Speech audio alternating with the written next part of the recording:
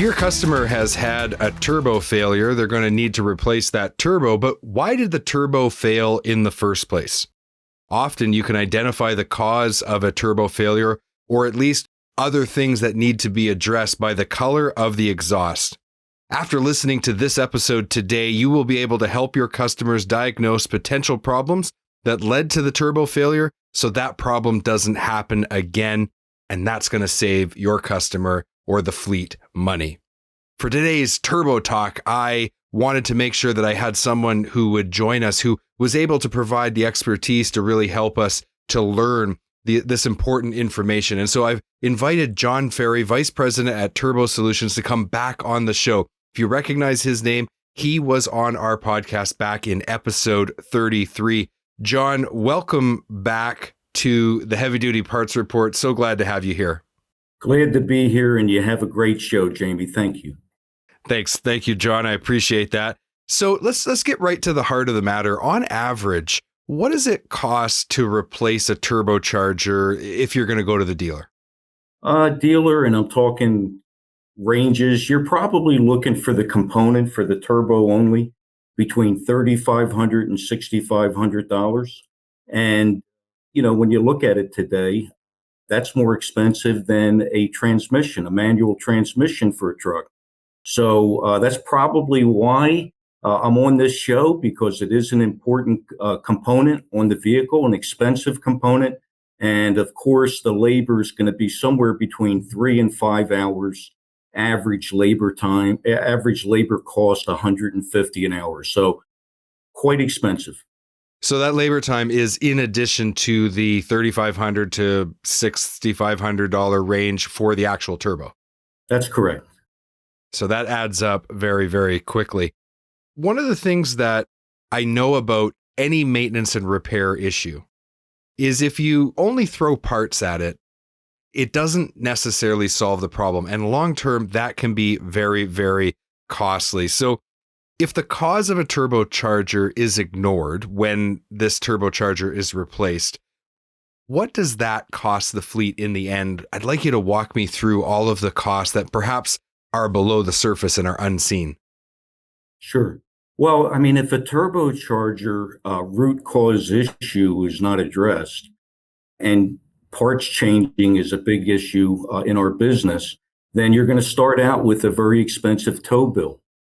The job's going to have to be done again, re-diagnosed.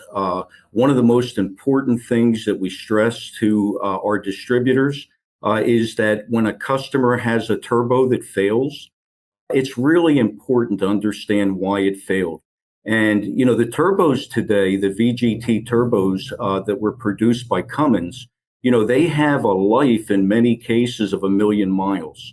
So if you're a distributor and you have a customer that has 300,000 miles and he tells you that the turbo failed because it just wore out, I would say that's a red flag.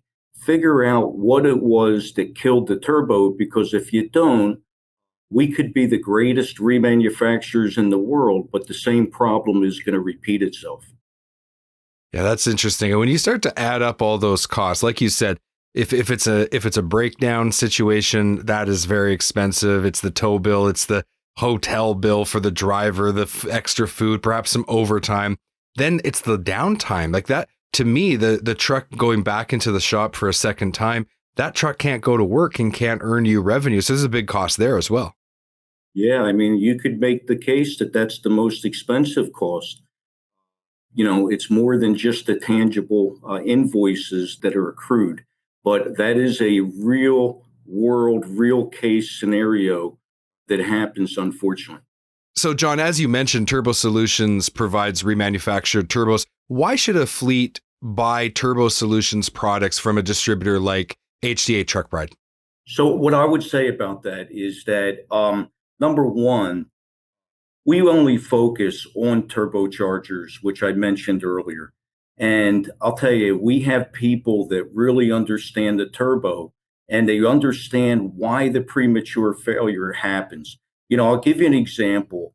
One of the things that we see with the Cummins VGT turbos that come back prematurely failed in the field is soot.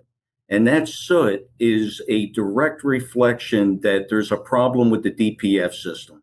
And by being able to provide that feedback back to the customer and have them be able to check their DPF system and fix the problem, that's going to result in a long-term fix for the problems that they're having. And the customers want to know this information because they've had failures, and they really want to make sure that they understand why they happen. As far as turbo solutions, we've made some decisions. We want to be able to make the product better. A good example of that is on many of the OEM turbos, they use remanufactured or rebuilt electronic actuators. We use new actuators. We have the equipment to be able to make sure when the turbo leaves, it was built properly.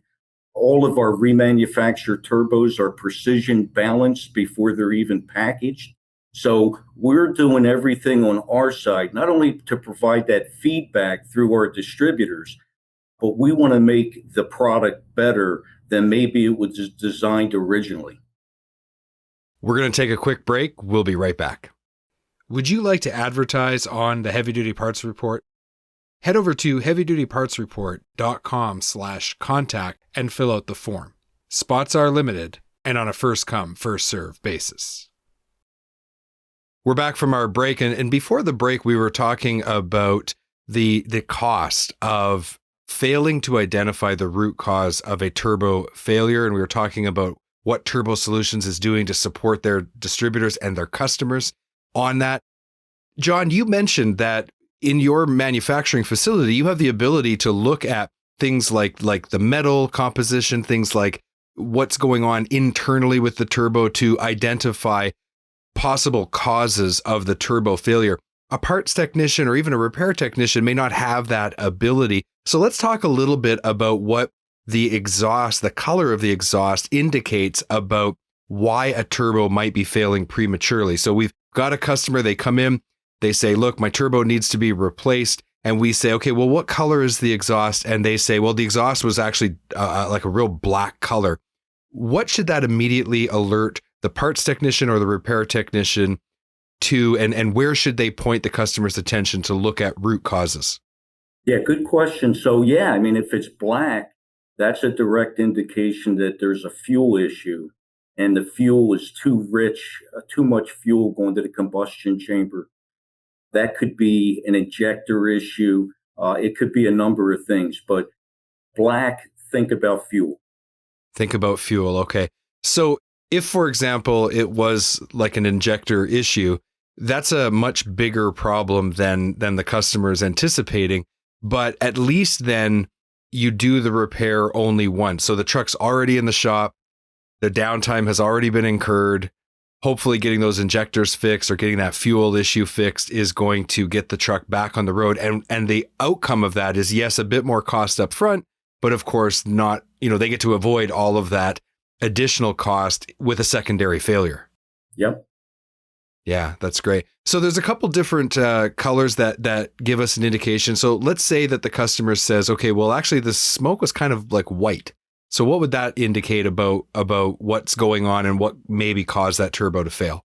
Well, when we hear white, we think coolant. And that's usually something to do with the coolant system. It could be a blown head gasket on the engine. It could be a crack in the engine block. But a white would designate moisture, most likely coolant. Okay. And I guess what's really important here is we have to ask the right questions. So what kind of questions could we ask them to figure out if it was just a coolant issue, maybe in the cooling system, versus an engine issue like a blown head gasket? How would we help them to diagnose that? Really, a lot of it has to do with where we start is on the history of the vehicle. How long has it been in service? What's the history? Any other problems? How many miles on the engine? So, we would do our best to be able to, give the customers some help. Obviously, a lot of the fleets and the shops, they know to do oil analysis, and they're going to be able to tell a lot of things by doing that. Right. Okay. So the last one is blue exhaust. What does blue exhaust indicate about what could be going on and causing that turbo to fail prematurely? Blue is going to be an oil related issue. And it could be a seal in the engine that failed, that, the engine has a lot of miles. And these are the types of questions that are going to get to the answer. But, with us, black, we think fuel; white, we think coolant; and blue, we think that there's a oil issue. The engine's burning oil. You got to find out why. Okay, that's fantastic. So this information will help people to help their customers. Like if you're a parts person or a repair person, got to ask the right questions. If you don't know the right questions to ask, how should they work with you, John, to be able to help diagnose these problems? The top-notch tier 1 distributors around the country, they already understand that education is a part of their responsibility. Product education and getting that out at the shops and becoming a resource for the guy that's in charge of keeping the trucks on the road is invaluable. And, it's not really about, being the greatest salesman in the world that could sell ice to an Eskimo. It's really about having some answers, not only based on experience, but based on research, that when you come back to the customer and you can tell them what causes these issues, you become a resource, you become very valuable. And the secret is that's how you sell a lot of parts. So we're here to assist our distributors. We only know about turbochargers and how other components affect the turbochargers. The people that we have at Turbo Solutions, even the guys that are out on the road touching the customers, are turbocharger experts, and they provide a lot of value. And I'll tell you, that has been a real key to the differentiation between us and other people that are in the turbocharger business. We'll take a quick break. We'll be right back. Don't have a heavy-duty part number and need to look up a part? Diesel Parts is a cross-reference and parts lookup tool that makes it easier to identify heavy-duty parts than ever before. Go to parts.diesellaptops.com or download the app on Apple or Android to create your free account. We're back from our break. Before the break, we were talking all about how to help the vehicle owner to figure out why did that turbo fail by looking at the different colors of exhaust. John, how does properly diagnosing the root cause of turbo failures help vehicle owners lower their total cost of operation? I just want to really emphasize this point. We've got truck drivers that are listening on TNC radio right now. We want them to go back to their shops, and if there's blue or white or black smoke coming out of their exhaust right now, we want them to sound really smart. So how does all of this information help them with their total costs? Yeah, I'll tell you, it's a little bit repetitive, but understanding what the failure was, the number one failure and the number one killer of turbochargers is oil, whether that's contaminated oil, whether it is oil delay or oil starvation. A stat that I want to share today, that if you start up your vehicle and the oil is not properly feeding your turbocharger good, clean oil, Cummins says that you can burn your turbo up, your brand new turbo, in 3 seconds. That's kind of amazing. But when you dig down deep and you look at the fact that turbochargers are capable of spinning at 120,000 revolutions per minute, if you break that down by 60 seconds, the turbocharger is spinning 2,000 times a second. So that kind of speed requires lubrication, good lubrication. And unfortunately, a lot of times at the shops and at the fleets, maybe the best practices are not observed. And I hear a lot of truck owners and shops talking about the fact that they never lost an engine. They take care of their oil. They never lost an engine. Well, you have to understand that if a turbo is spinning at 120,000 revolutions per minute and an engine is turning at about 1,500, you really can't take that logic to the bank. These turbochargers have to have good, clean oil. I would recommend that people maintain their engine after treatment. EGR failure, DPF failure kill the turbocharger. And if you're just swapping out turbos and you're not really addressing the root cause problem, that turbocharger is going to wind up being a very expensive filter, and you don't want to have that happen. And, before we started recording, we were talking about the current situation in the industry with supply shortage, people shortage. So if we're failing to diagnose these problems and fix them right the first time, we're just exacerbating that issue, because you might now have a second failure. You have all those costs that we've already talked about, and then the part isn't available. I mean, this would be kind of a worst case scenario times two. Yeah, no doubt about it. And, we really stand behind our product. Okay. And, we like to say that a warranty is only as good as the people that stand behind it. We stand behind the product. And in a lot of cases with the OES and the OEM turbos, if you buy a turbocharger over the counter from the dealer and you have a problem with it, then they don't want to give you a replacement or probably very little help on why it happened. They want you to bring their vehicle back to the shop and leave the keys.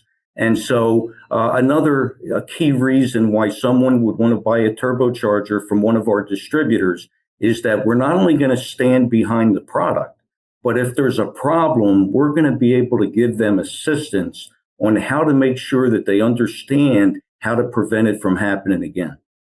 And you've created a great tool for your distributors to help them with identification and to really get the information they need quickly. Can you tell us a little bit about that? Yeah, sure. I'd love to. It's one of my favorite subjects. But what we have decided to do is we want to get the information out in the field all over the country to the guys at the shop level. So if you have a phone, all of that information about turbochargers is right there. I would encourage the listeners to go to Turbo Key, 2 words, Turbo Key. And that is available in the Apple App Store and the Google App Store. And what you will get is plenty of information. And it's information on why turbochargers go bad, how to prevent it. And it's done in a format of 2-minute videos. Everybody's busy today, but everybody can make 2 minutes to be able to better themselves and have a better understanding. Product knowledge is power.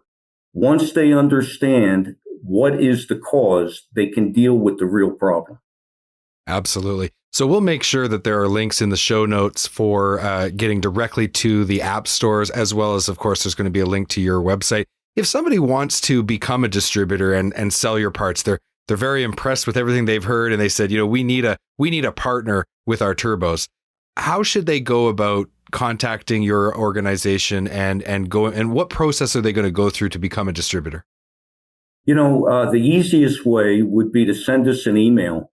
The email address is TS for Turbo Solutions, reman.com. help@tsreman.com. And if you send us a email, we will reach out to you, and we will reach out very quickly.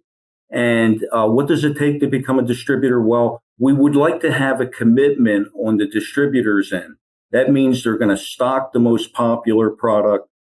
They're going to be able to do field training with their counter people, their sales people. We provide all of that support.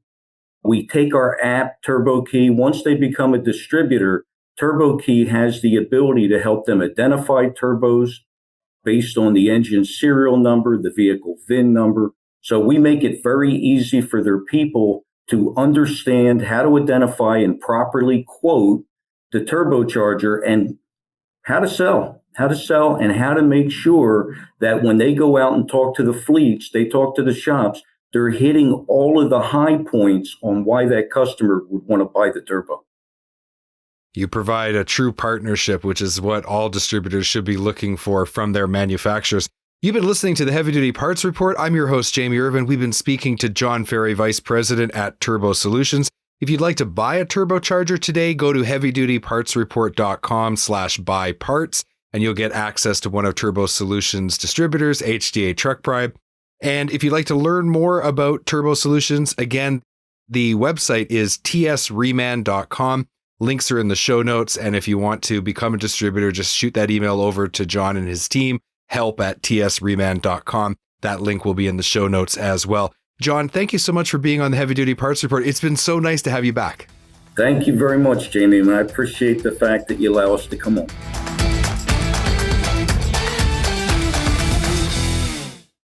Would you like to buy any of the parts discussed on the Heavy Duty Parts Report? Head over to heavydutypartsreport.com/buy parts today. Thank you for watching this video. Click here to subscribe to the Heavy Duty Parts Report YouTube channel and click here to watch another great episode.